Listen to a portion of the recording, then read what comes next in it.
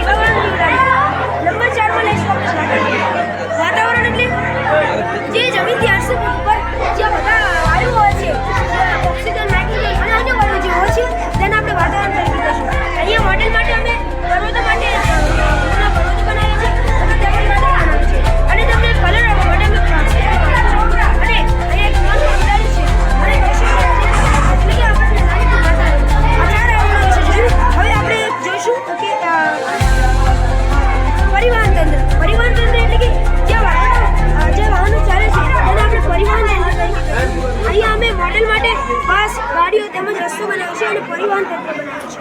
અમે 9 જણા થઈને આ બનાવ્યું છે અને અમારા માર્ગદર્શક શ્રી રફીકભાઈ રાઠોડ